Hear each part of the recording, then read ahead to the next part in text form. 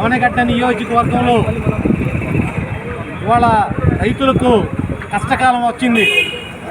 కనీసం పంటలు పండించుకోవడానికి అవసరమైనటువంటి ఎరువులు యూరియా దొరకని కొరత ఏర్పడింది. ఇది ఈ ప్రభుత్వం కృత్రిమ కొరత ఏర్పాటు చేస్తుంది. ఎందుకంటే దళారులు దీన్ని అమ్ముకుని లాభం పొందడం కోసం ఇవాళ ఈ నియోజకవర్గంలో జరుగుతామని చూస్తున్నాం.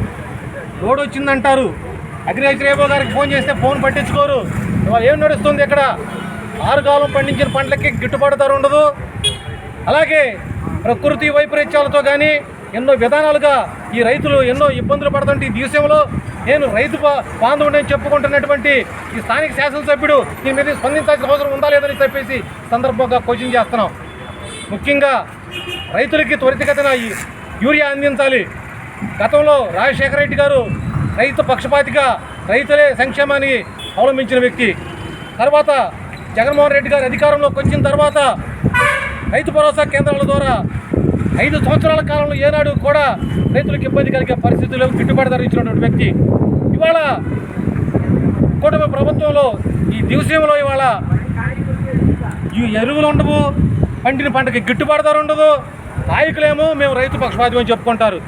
కాబట్టి ఇప్పటికైనా ప్రభుత్వాధికారులు మిమ్మల్ని తీవ్రంగా హెచ్చరిస్తున్నాం. రైతులకు అవసరమైనటువంటి ఎరువులు మీరు అందించకపోతే మేము క్షేత్రస్థాయిలో స్పందించాల్సి ఉంటుంది.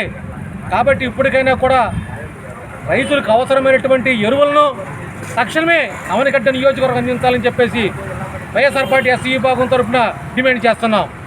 జై జగన్.